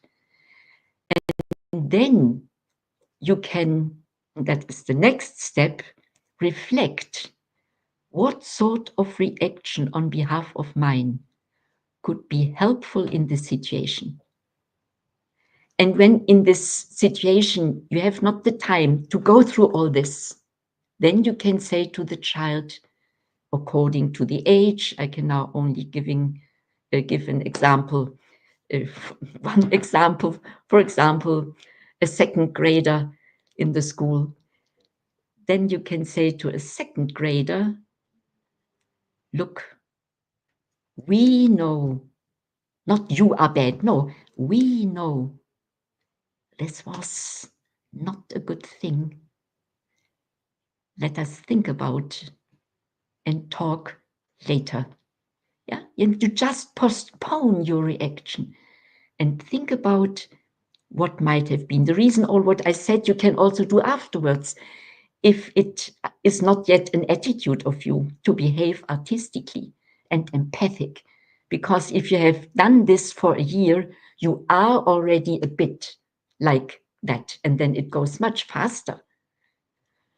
Therefore, Rudolf Steiner says we shall meditate the children. This is nothing else, that every day we reflect back, how was today my encounter with my children? How can I improve my artistic attitude? How can I react more appropriate if this guy again and again is provoking me? Yeah, or maybe go deeper. What is the reason? How can I help? So to work with punishment and praising is completely unartistic, and to work with understanding, second, showing, helping the child by whatever good idea you have to see him herself why this was not good. Help the child to learn out of a negative experience why this is not good and how to do this better. It must be a positive learning if you have done an error or something destructive. You know, help the child how to improve and to see what he or she has done. Not to judge, no, help him to see, so that the child learns self-judgment, self-activity, not indoctrination. You know that is bad. This means nothing for the child. But if you help the child to see, now this flower glass is broken. Now we have, to look for something else for our flowers. We have to clean the ground, to bring in order and destructive activity together with a loving, empathic experience. Look, and now we need to be careful because glass can be very painful if it cuts the finger, you know, that the child can learn out of this experience something about life. That is artistic punishment. And artistic praising is if you give a positive resonance with what was already good and you give a little next perspective, how to improve. Nothing is only good and already perfect. No, it's one step on a journey. You know, this sense for development makes every praising to have a good feeling. I've learned something. I'm able to. This was meaningful. But I must move on. Tomorrow is another day, and I can even accomplish and do better. Thank you so much again, Doctor. There is another question come up from a parent, and this is a parent from Shishyaa, where they have studied right up to 8th grade, where they have experienced every form of artistic learning until the 8th grade. And now they are going into the landscape of higher education, where you have the ninth and the 10th grades. So this question reads as, our children are a part of the first graduating class from Shishyaa Waldorf School, where they have been thoughtfully protected from the digital world until now. As they step into this new phase at age 15, how can we as parents and the school community work together to guide and support them in navigating the digital landscape responsibly and healthily? This I would also weave in with something that you mentioned while you were explaining that about criticism, that criticism comes in the ages of 15 and 16. So I have this angle of criticism from where I'm trying to understand the ninth and the 10th grade as well, and what the parent has asked, navigating them through the digital landscape that they are now exposed to. Yeah, there is a book also in English available. Maybe I can show it quickly. I have it here.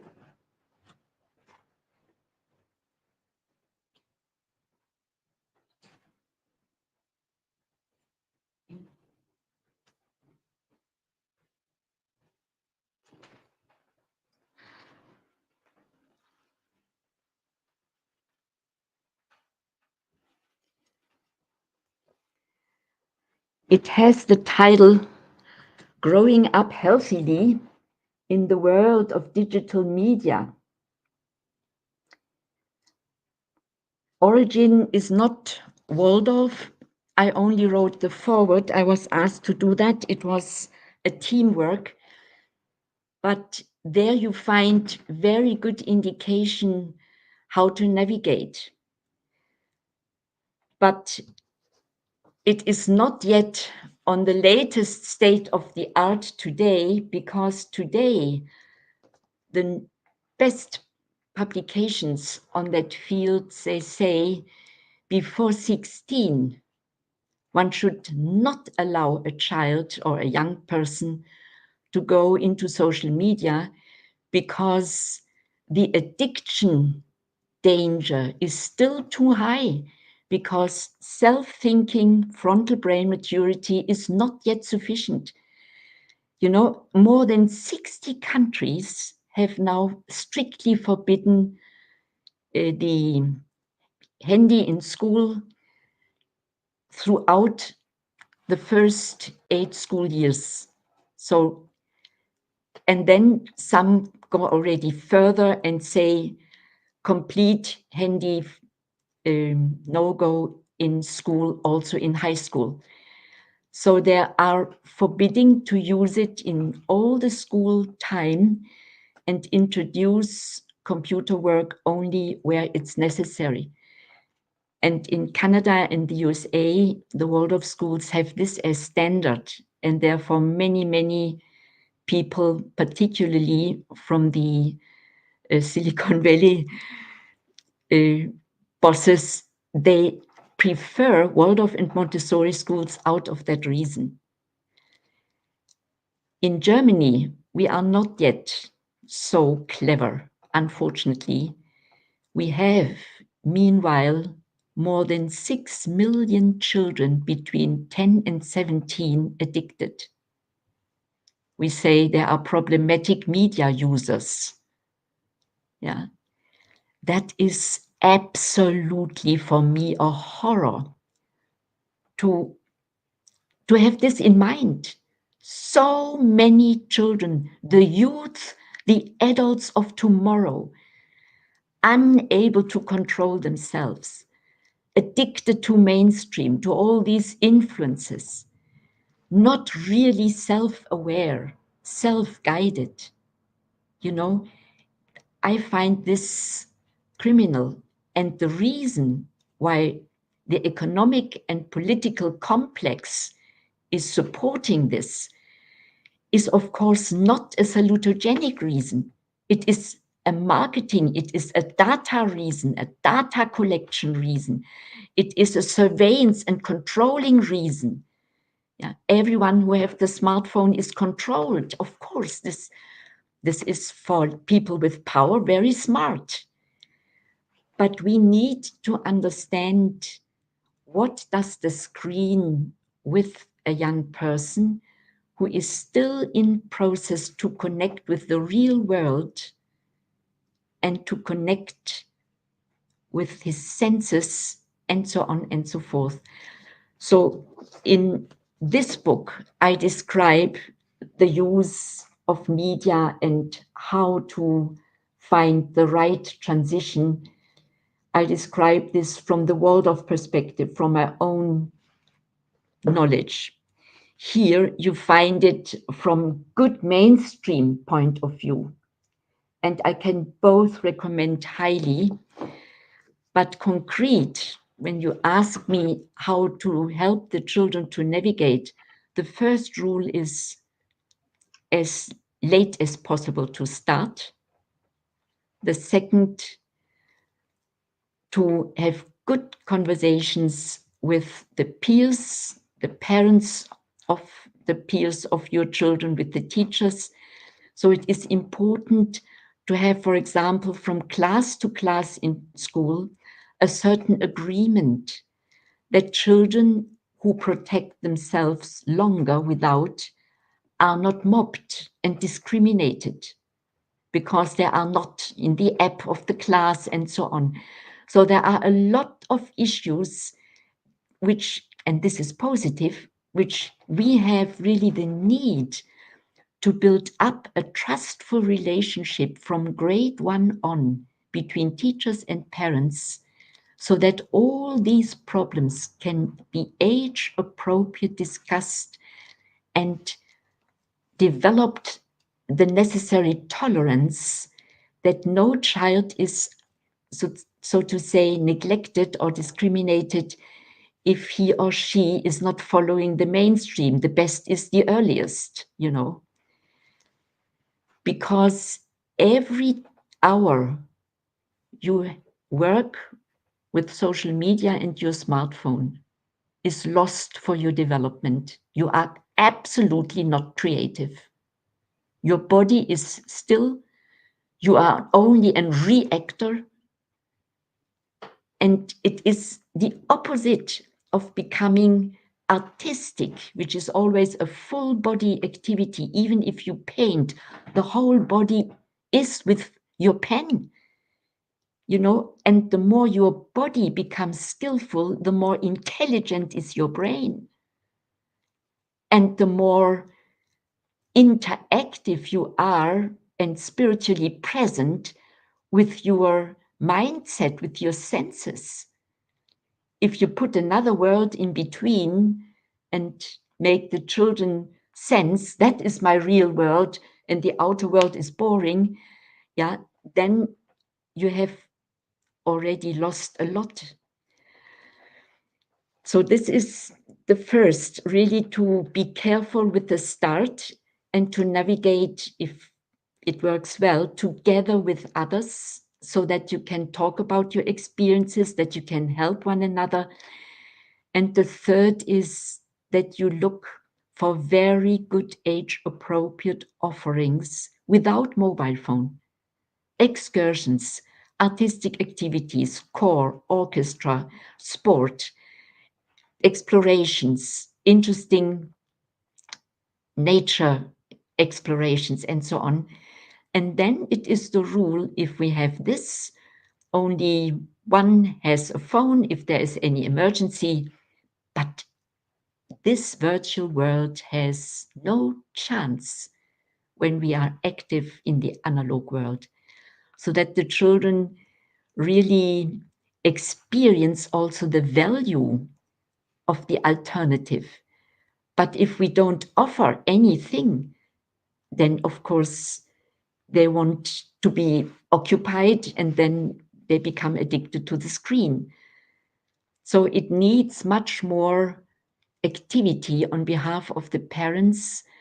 And therefore, if parents help together, you know, in almost every school class, you have 3 or 4 parents who are not under daily working stress, or who have good grandparents who then are able to invite for the whole weekend a little group of children who have a home in which the parents have not the time and the creativity to do something nice with them. So we can support one another among the parenthood and help to find the best way for navigation. Because my experience is that also in this regard, the children are different, very different. Some children, they have not this desire from the very beginning, not. Others have. They are addicted before they have anything in their hands because it's their disposition. And therefore, it is so important that the way we are in the environment of our children, handling the digital devices, that is, from my point of view, the most crucial thing. If already babies are experiencing, baby is here and the smartphone is here on the arm of the mother, you know, the child from the very beginning is drawn to this little attachment, which the baby feels is more important for the mother than me. Don't underestimate this experience. Therefore, in the presence of children without smartphone, don't use your smartphone. You know, that is the most important preparation for an easy navigation. Because if the children realize, for my parents, that's not the best they have, they just use it for work, they have done when they come home, or the mother is checking the SMS or the news in the toilet, not visible for the small child, you know, then this world is inapparent, and then it becomes not so important. But I see most parents neglecting this completely, and then they permanently say you are not yet old enough, and then the children grow up with the feeling I'm only worthy and really, yeah, like an adult when I have as soon as possible a digital device in my hands. But this is just a bad environmental influence we are responsible for. Thank you, Doctor. This brings me to the school and the parenting angle to the same question. When we are creating the transitions from a creative environment where children are artistically praised or even artistically regulated, and then they are transitioning into the ninth and the 10th grade where they're ready to take criticism. So how would I'll request Bandana teacher to first address this question, please, because you are in this webinar. You have been looking and answering more from the perspective of a teacher and how you bring it forth in schools. So I request Vandana ma'am to please address this question. As parents, what could their contribution be? You know, this question of criticism, it should not be misunderstood.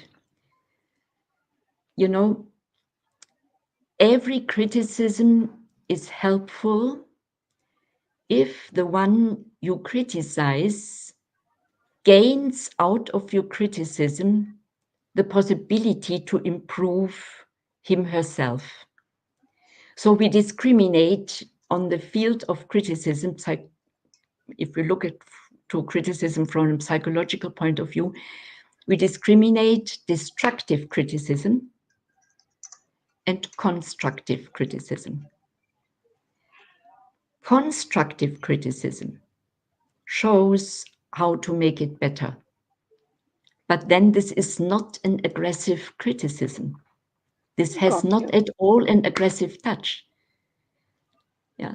Aggressive, destructive criticism is even among adults not helpful. Got you, doctor. Yeah. So let me just put it so. If I am criticized destructively, then because I have an educational, self-educational path, I learn then myself to take the little grain of truth out of that aggressive criticism for my making it better next time or for a better understanding of this person. And I just let all the aggression with the aggressor because it's his or her problem, not mine. You know, but this adult way to work with destructive influences, you are not able to when you are a youngster.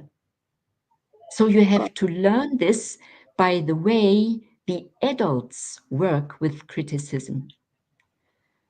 And for me, the most important thing is in youth, when you cannot say with your authority, we go or we have the rule at home that only in that and that age is this and this possible, or so. If you cannot set the borders anymore just out of your authority, that Got you, instead of doctor. that, sorry, I said I got you. I'm I, listening. Yes, yes, and yeah, so are our listeners. Yeah. sorry, I've almost finished. The main tool with youngsters is that you are in an ongoing conversation with them. For example, the tool of 1 hour per week at least, we are sitting together and discuss, for example, how was it with our mobile phone rule or with the screen time rule last week? Was it okay? What do you think? What do I think? That you exchange your experiences, because you have to develop the rules, the screen time, the navigation way together with the young people. You make a contract together, and then you need to control together. Yeah, the best navigation is if the youngster learns from you why you are careful, that he understands. A young person after 14, 15 years want to understand really the reasons. And when you can make understandable your concern, then he or she is open for a strict rule. Some are even grateful if they get not aggressive, but nicely and understandably good rules and feel the support. Yeah, and then they even say to their classmates, yes, I must do that. So, but yeah, even if they then say in front of their classmates, in their heart, they are happy about the support because they know it is not good. And they know already some who are addicted and not good at school and so on and so forth. So to round this up, to be in conversation, in mutual understanding process beyond criticism, beyond aggression, in a positive learning process and looking back and making management review and evaluation and next step management and so on, then you help them also how to work later than alone when they have to do alone the review on the day and the learning from my errors and from what I can do better. You know, you prepare and make the transition from education to self-education. Thank you, Doctor. Thank you for sharing. So we have already clocked almost 2 hours, and this brings me to a point of conclusion because we were looking for an hour and a half. Thank you so much for your valuable contribution, Dr. Glocker. This brings me to Dr. Archana. Dr. Archana? I do not understand what you mean. Sorry. I'm addressing our other panelist, Dr. Archana. Sorry. Yeah. Okay, I think maybe there is a camera issue. Dr. Archana, are you there? Can you hear me?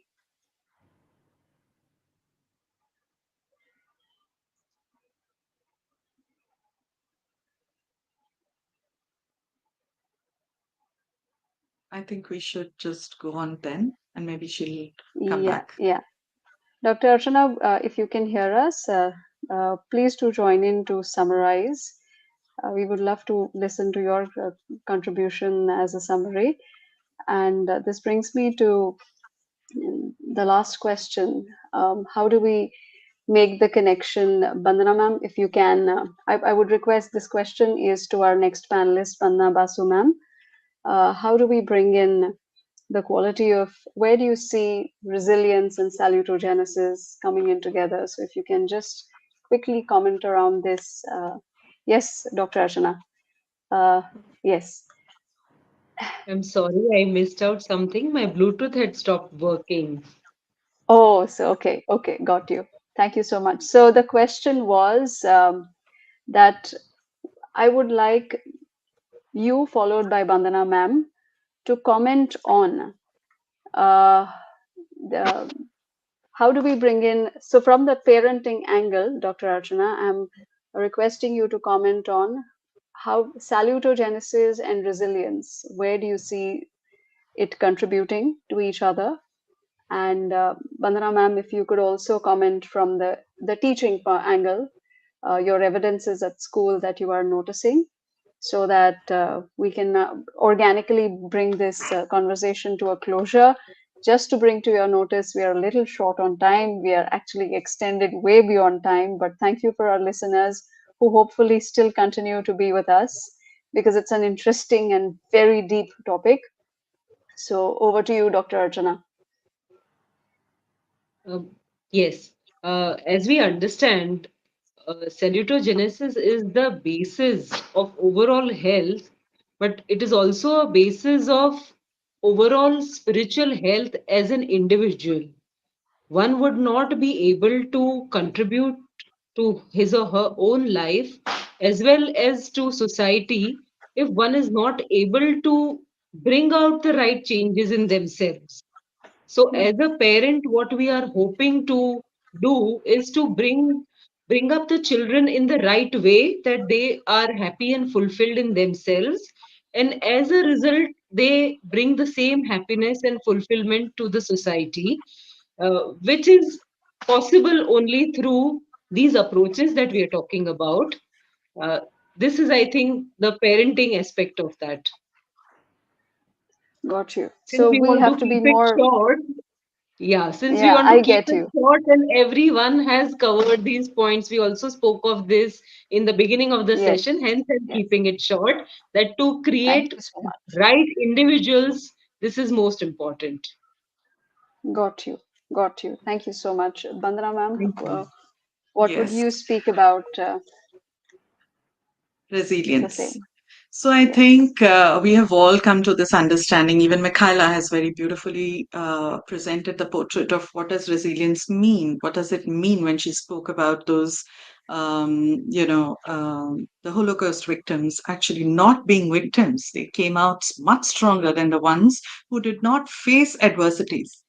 So I guess the mystery of the whole thing lies in the fact that children need to experience adversities.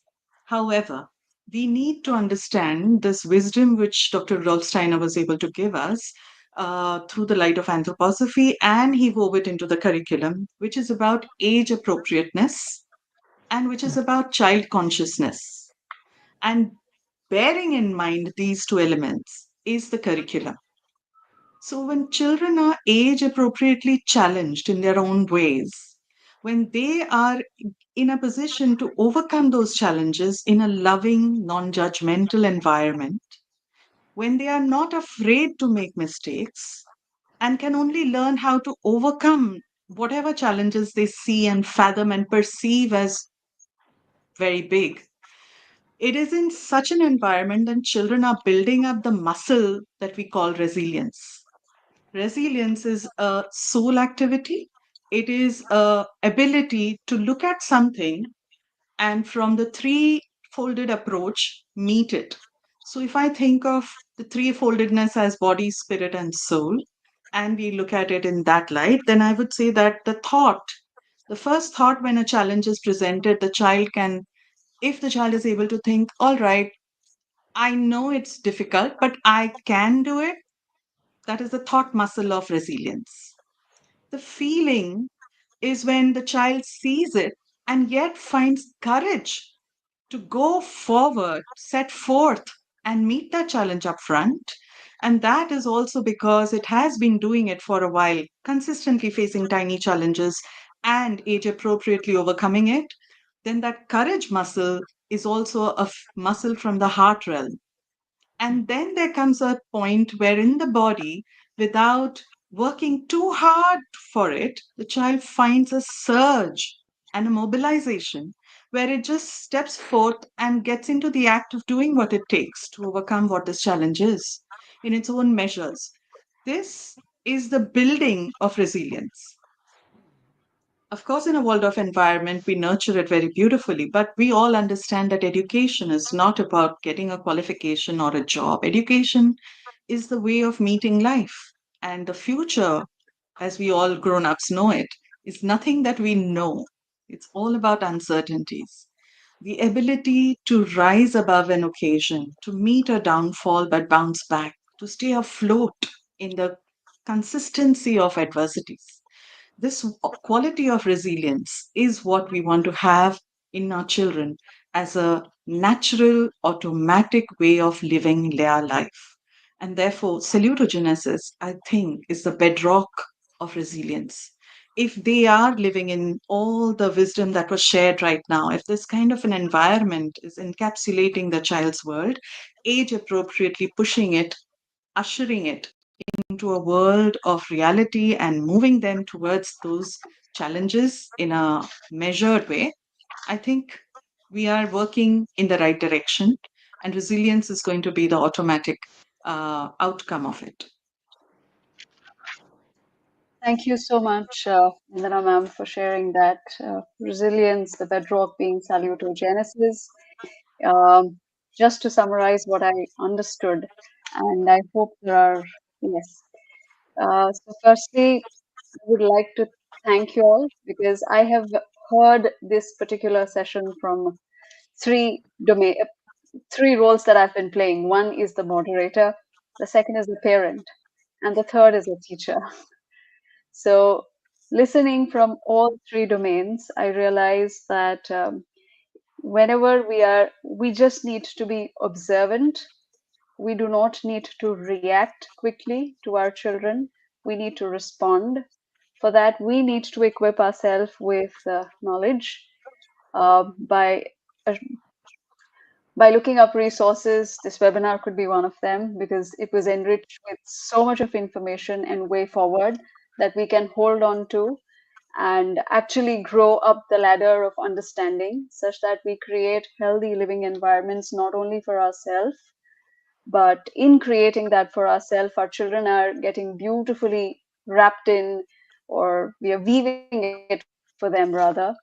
So I thank all the panelists for their contributions to this session. Yes, we did, to the listeners who Shweta, continue to be with.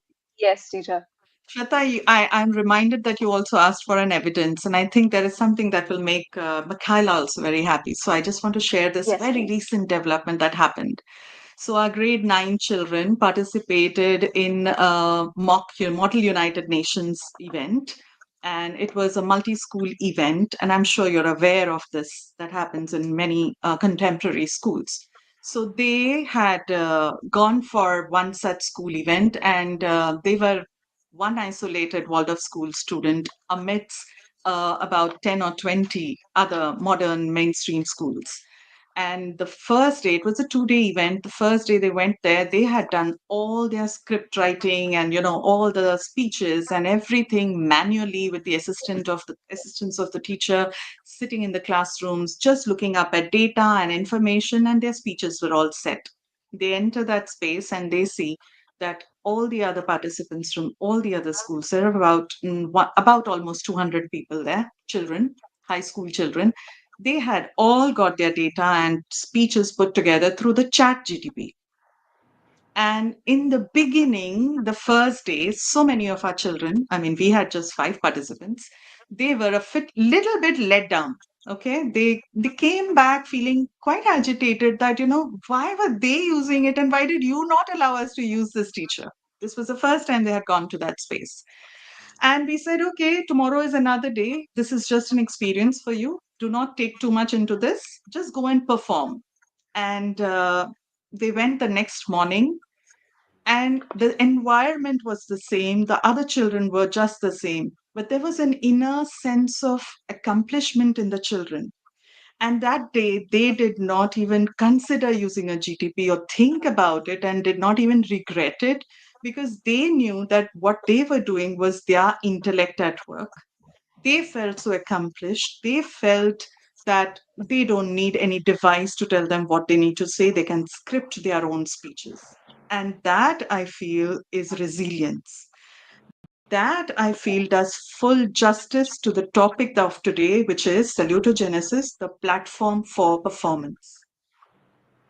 I think this, in such a beautiful way, summarizes what Waldorf education and the environment does for our children.